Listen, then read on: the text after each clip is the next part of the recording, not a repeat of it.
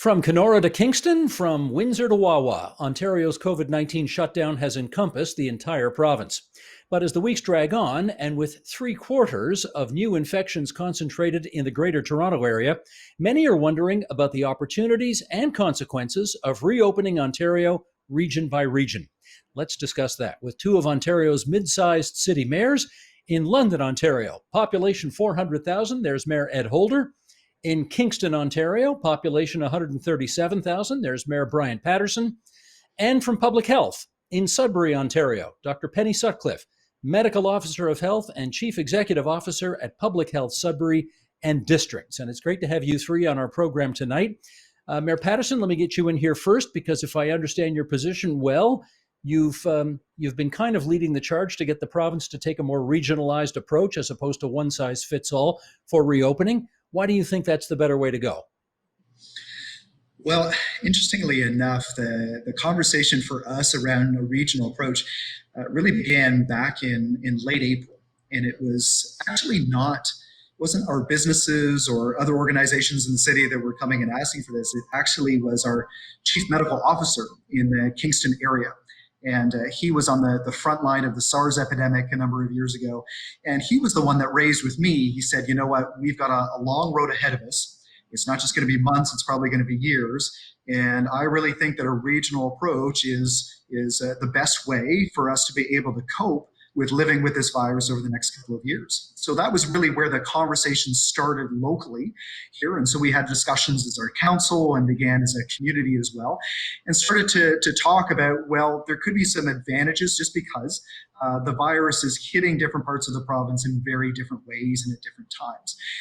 And then I think from there, it was also then when I started to hear from some of my colleagues in the Toronto area, that they were telling a different story than what I was seeing. And we knew that we started to get these difference in approaches, and the fact that a one-size-fits-all approach might be challenging. That there might be certain areas where it would seem like we're going too fast, and then maybe other areas, for example, out in this region where we might be perceived to be going too slow. And so that, I think, was really the genesis of where that conversation around a regional approach started.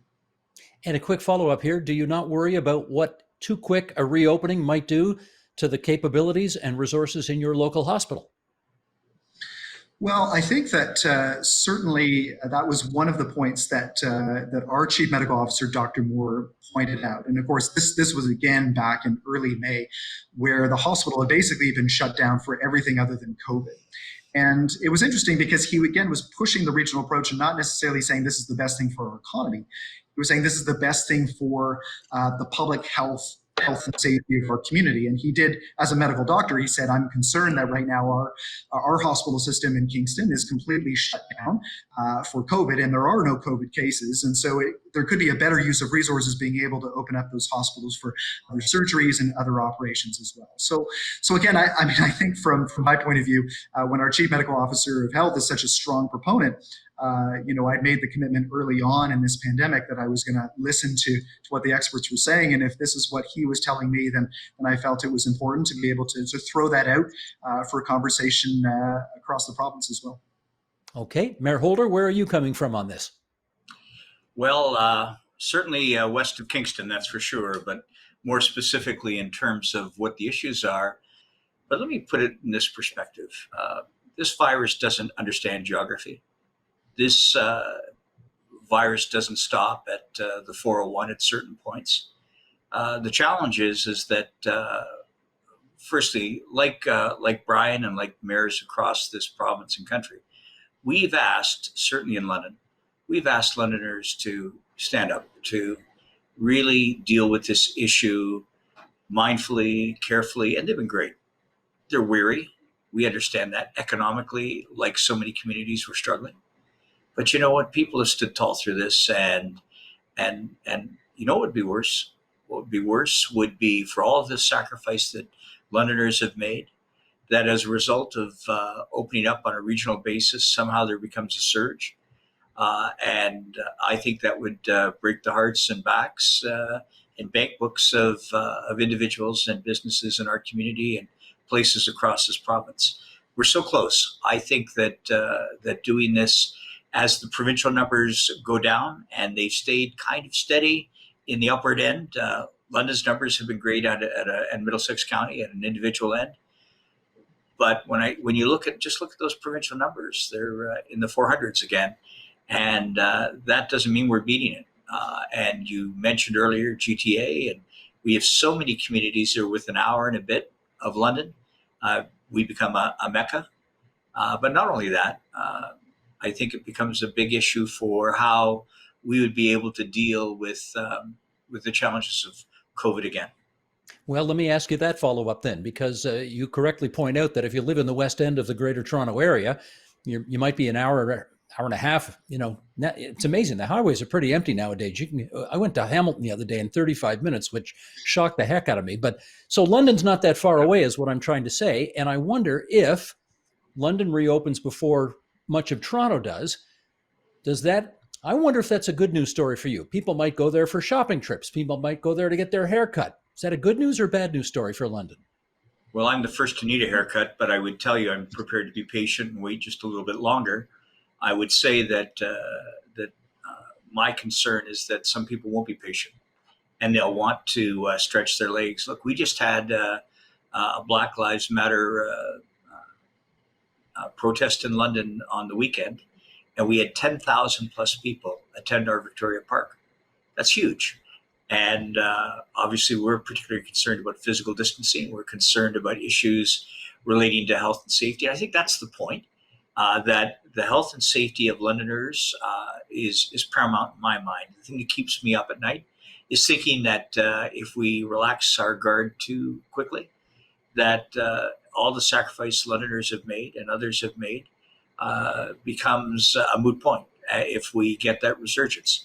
And I'm not sure that the financial resources are available to withstand that, nor am I confident that the senior levels of government, we're still struggling to find out how they can help municipalities across this province and country, would be able to withstand a second wave, which there has never been a pandemic that hasn't had that.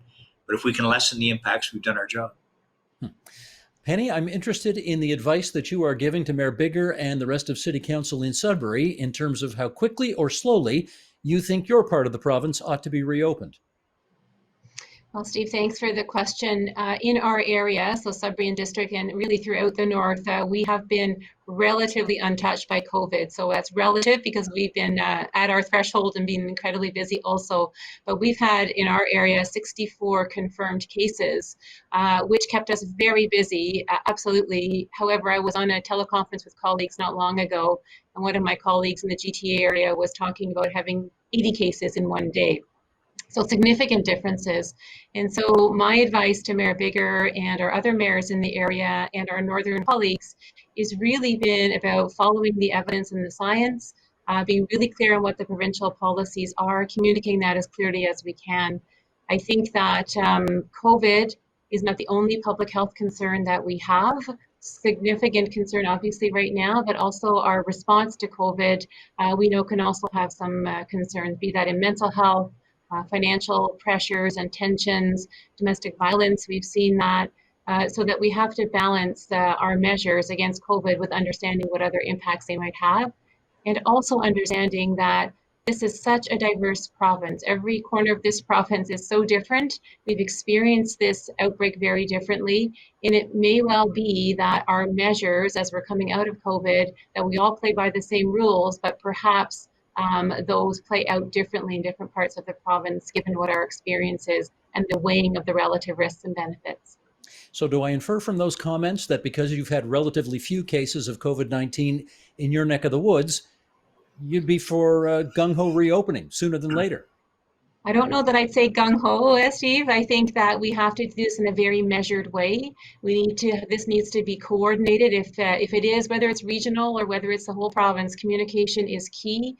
Being very clear on what the indicators are for reopening, and just with reopening, also reclosures, that we're able to keep up our testing capacity so that we really understand what's happening in our communities. We know that a small spark, so one case can bring on, a wildfire of cases and of outbreaks. So we have to make sure we can monitor that. So I think as long as we're monitoring the cases, the public health system capacity, the healthcare system capacity, and we're going slowly and we're all following the same rules, that there can be some relief from the sacrifices that people have made in response to the call to protect ourselves, our families, our communities from COVID. Let me get the two mayors on the issue of whether you have made your views known to the Premier and his so-called healthcare command table, and if so, what kind of reaction you got. Mayor Patterson, go ahead. Sure. So we decided that the best way to approach the Premier would be a joint letter. So not from myself, but essentially myself, our Chief Medical Officer of Health here in the Kingston area, again being the champion for regional approach, and then some of our other local municipal leaders as well. So we threw it out there. We got a no. I also think that it was also misunderstood initially what we were asking for. I think that there was some thought that it was just the Kingston region just wanting to kind of go and do its own thing. But it really, I think once we were able to explain that really what we're asking for is probably an approach that is being used in Quebec and in Alberta and in Manitoba and in York State and other areas, that it's not necessarily a radical approach. It's something that has been used to some success in other areas. And I think from there, just getting that conversation going, we started to get some more pickup and more people trying to raise the issue. And so we were consistent in the no answer until I think about a week ago, where suddenly then there was a change in tone and direction to say that no, we would look at a regional approach. And so we're happy about that. I mean, at the end of the day, our ask was really just to please consider it. We think it's something that has some value. Obviously, there are pros and cons, and I think that Ed and I agree on a lot of things, and I think the concern about travel is certainly one of them. But I think that there are also some other pros to a regional approach that can be looked at. Mayor Holder, how about you? When I heard just a moment ago the issue around about having standard rules, well, wasn't that the point of provincialization? When you look at provincial numbers, if the province really had it together, and I know there are segments that are significantly higher hit and areas within certain municipalities that are higher hit. Here's one thing about Ontario. Ontario versus, say, even other provinces has the largest population of any province in Canada. And tell me any other province where the cities are connected by one major highway. Add to that, which includes my friend Brian in Kingston, and also beyond that, right to Montreal, which, as we know, has had some challenges. So all to say, look, we're Canadians, we're all in this together, and we have a concern for each other. But as mayors, we have that specific responsibility for our own municipality. And this COVID-19 doesn't understand the difference between Kitchener-Waterloo and London, or Sarnia and Windsor and London, or Toronto and London. It just doesn't get it. And yet we have to live with the impacts. And my fear is that by the time we, even as we monitor carefully, it may well be too late. That wildfire reference was a great example, because I think at the point that we realize that that we've got a problem again, well, guess what? It may well be too late, and we have to start all over again. I'd hate the notion of trying to put Londoners through that and the sacrifices they've made over the last 3 months. Penny, let me try this angle with you. You know, at some point, somebody at Queen's Park is going to sit down with a big map of the province on the table, and he or she is going to, get advice from all over the province as to where to draw the lines on the map for the new boundaries of what parts of the province are allowed to reopen sooner and faster, and which ones should go slower and later. What's your advice to that person with that pen as to how they should put those lines on that map? Thank you. My advice is to look at the numbers, to look at the incidence rates of the new cases that we're experiencing throughout this province, and that would direct those lines. I also think that it's wise to not think too micro, so community by community. The communication on that and the chance of adhering or complying with all of those different rules would just be very challenging. So to think about regions where that makes sense with the numbers, are there regions that collectively make sense where they can have different numbers and therefore rules apply? The other thing I think with regards to the comments about we're all in this together and the same measures have applied to all of us, I absolutely can see that and hear that. But I think the issue we're talking about now is one of, equity, not equality, if you will. So it's not equal all over, but it is equitable, where we all have the same rules based on very clear indicators of our system of response, of the outbreaks, of our measures of maintaining those public health measures, keeping our distance, etc. And that based on those measures, that from an equity perspective, that we are then having different outcomes. I think that's what will probably be helpful also for Ontarians, as other speakers have mentioned, who are very tired of this and perhaps need a bit of a carrot to see that the benefits of their efforts are here and that some of the opening can occur.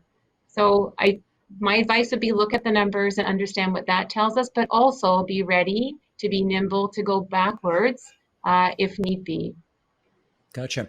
Mayor Brian, I think, in my conversations with people, I think a lot of people have been very perplexed as to why your city, which has so many congregate care settings, and by that I mean prisons, long-term care homes, a big university, how it's possible that you have managed to avoid the worst of this thing in ways that other parts of the province have not.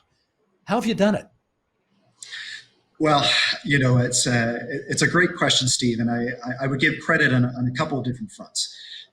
First of all, our chief medical officer, Kieran Moore, again, being on the front line of SARS a number of years ago, he knew exactly what was coming. And I remember he called me early March, even before all of this had gone down. He was well aware of what was coming. He predicted it with a remarkable degree of accuracy. And just as an example, so he took all of his inspectors out of the restaurants. So that, of course, would be the usual work that his inspectors would have been doing in March. And he took them all to the restaurants and he sent them into long-term care homes right away. Now, this was before we'd even known or really understood just what an epicenter of long-term care homes would be. The other piece he immediately identified was prisons. Of course, we do have correctional facilities in the area. He immediately recognized that those are vulnerable. And so I think it was a number of early steps from our local public health officials that really helped to quickly gain ground. And then the other piece is, communication. He's a good communicator. We speak, almost every day on what the situation is like. And so we were quickly able to come up with the messaging, get it out to the community. And I give really full credit to custodians across the region that immediately adapted to social distancing and physical distancing, really taking seriously the guidelines from public health. We haven't actually had to lay a single ticket. We've had to do some education here and there about some people that may have been in gatherings that weren't necessarily appropriate or other activities. But by and large, I think the combination of public health and the community working together has led to a great situation so far. That being said, it's also very clear, and again, this is coming straight from Dr. Moore on this, there's a long way to go. And so we've been fortunate up until now, but we see this as a long game, and we do absolutely expect that there will be future ways that we're going to have to respond to. But certainly so far, if we can continue to do as well as we've done, we'll be very happy with that. Well, I asked you about Queens, so by rights, I got to ask Mayor Holder about Western and Fanshawe and Huron University College. And they have not all taken the exact same decision in terms of what students ought to be doing in the fall. Huron University College has said all online. Western, I think so far, has said we're going to try and do some stuff in person, but mostly online. I know post-secondary is a provincial and not a municipal responsibility, but still, these are huge employers and huge attractors of people within your city. What's your advice to them about what they should be doing? Well, certainly we've got the university colleges that you've referenced and main campus. When I spoke most recently to Alan Shepard, the president of Western, he certainly has made it clear to me that come the fall, he's looking to have a mix of online as well as in-class courses. And his argument was that part of the great history and experience of Western is and part of that university experience is London, Ontario. So he's trying to find that balance as it relates to staff and students. We have a contingent, not by some comparisons to other universities, but a significant contingent of international students. We don't know what, again, depending on flights and the like, and capabilities of international travel that will happen by the fall. I suspect limited. Well, so that's at what I'm that wondering. point, Given yeah, your concerns, do you think they're making the right call by doing this mix of things rather than just shutting it down? the feeling I have from talking to Western is that the primary focus will be online. Don't forget, as part of this as well, will be a whole rejigging of the residence component of it as well. So one of the promises that when one goes to Western is that any first year student has residential guarantees.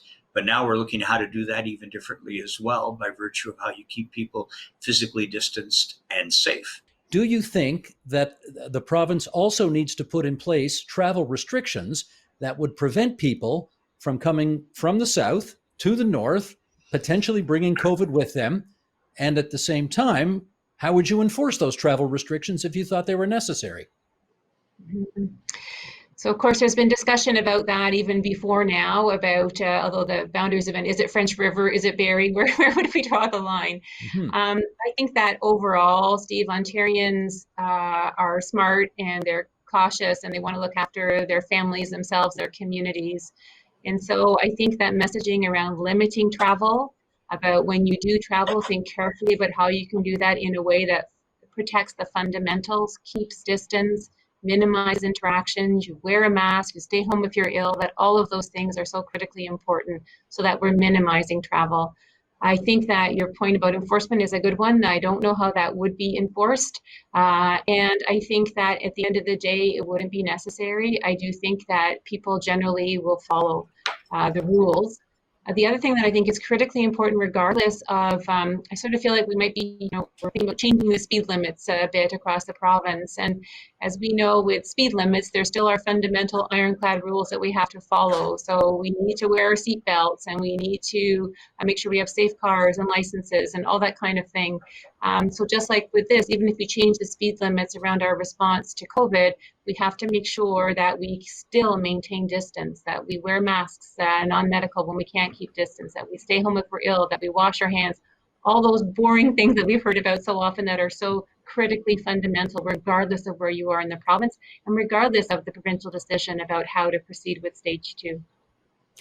Mayor Patterson, given where you are on COVID, meaning ahead of the curve as opposed to behind the curve, like people in the Greater Toronto Area, I wonder what your advice is to people from Toronto who, for example, are getting, as the Premier calls it, squirrely from being self-quarantined for so long. What's your advice to them about taking a day trip to Kingston, for example?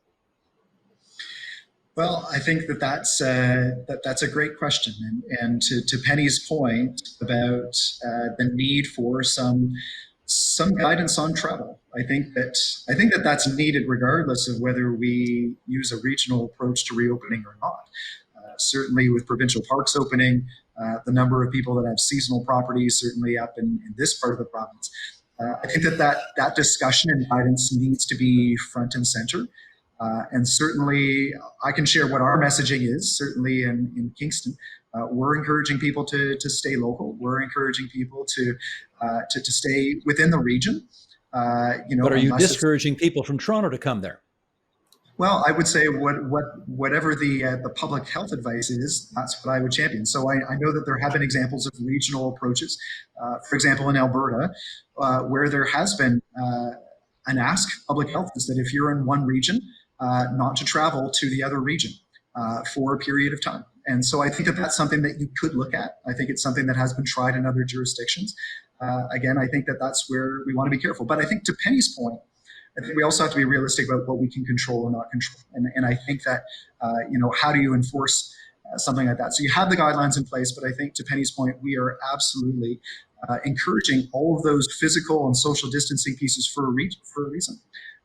Because we know that virus will spread. To Ed's point, right? It doesn't know boundaries, and it may spread, regardless. So being able to have those very clear messages about this is why when you're out and about that you don't have gatherings of more than a certain number of people, that you are trying to keep 2 meters apart, that you are doing frequent hand washing, because we're going to have to live with this for the next year and a half. And so I think that these are just daily practices that I think we're just going to have to get used to, all again to try to limit that spread. Mayor Holder, there is sort of an old joke in this province that everybody is united in their hatred of Toronto. And this is, I guess, more fuel for the fire for that, given how many new cases are happening in the greater Toronto area compared to the rest of the province. We have urban rural issues, we have big city and smaller city issues. I wonder whether, in your view, a staged reopening region by region, as opposed to a one size fits all, exacerbates that us versus them mentality in the province. Well, I got to set the record straight, Steve. Firstly, I have a Cape Breton mother, and secondly, I was born in Toronto, so I have great affection for the city, and I was reared a lot of my life since my family moved Upper Canada. So all to say, I think we have to define really what regionalization means. So there's regionalization as it relates to what we do within our communities, whatever way we define region. If ours is Middlesex County, for example, what are the internal rules that we need to have and deal with? And so let's say that looks like a stage 2 early on for those who are able to open up regionally. I think it's important that the first focus is within our own folks. I mean, I think you need time.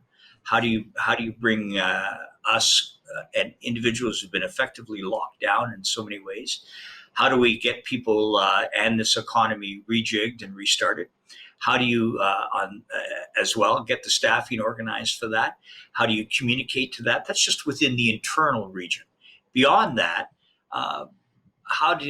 again, if it's regional, there's no barriers to put up. There's no we don't say that people outside of London, Ontario are not welcome here. That would never happen. But it doesn't even happen now. People could drive to any community along the 401 or beyond and end up anywhere as they choose. And that happens today. I think what a regional opportunity does is I just think it opens that door a little bit wider. So I'd never think about it as an us versus them kind of approach. It's never one I've considered particularly. I just think that we are all in it together. Listen, would I feel better if provincial numbers in terms of COVID diagnoses were well below the 400s, into the 300s, into the 200s and less? Of course. Mm-hmm. And then would my thoughts about opening the province back up be much more comfortable? For the sake of Londoners and their health and safety, yes. I know Brian and I have responsibilities toward the economic revitalization of our communities because businesses have been absolutely hammered. And I know we have been asked by many and all to see what we can do to loosen up some of the rules and regs. I suppose depending if we are given regionalized opportunities, that we would look to see what our individual flexibility is in terms of what we can do as a municipality to do it the right way, the thoughtful way, the safe way. So it isn't us versus them. It is all for one. Dr. Sutcliffe, we've got about 2 minutes left here, and I want to ask you one last question. And that is, I think Alberta's done it. I think Quebec has done it as well. What lessons can we take from their attempts to do regional reopenings that would be useful for us to better understand? Thank you. I think that what I learned from the other provinces is that we need to be very clear on the rules, what we're doing and how we're doing it, very clear on the need to step back if need be. We saw that in Quebec where there were measures to go forward and they had to reassess, and that's not a sign of failure. That is just really responding to the data so that we can optimally protect everybody. And I think also what we learned is that this gives people a sense of hope. That, as has been mentioned by the mayors, this is a long haul. We're in this for the long haul. So having the ability to move forward, even if we have to course correct in the future, I think is extremely helpful for mental health and for other challenges and tensions that have been raised, financial and otherwise, by our response to COVID. If I could, Steve, I would also just briefly like to say, hats off, chapeau to our municipal leaders, the mayors across this province, the mayors that I work with, Brian Bigger and others. I don't know that it's an enviable position. There are very difficult decisions and difficult roads for you to navigate. And I know that local public health has been a committed partner in working with you on that, but hats off for the leadership as we navigate this so far and as we go into the future. I think you just dropped a French expression there that I haven't heard before. What did you say for hats off? Chapeau. That's all you say, just chapeau? That's all, the chapeau. That's good. I like that. Okay, great. I want to thank all three of you for joining, and chapeau to all three of you for joining us on TVO tonight.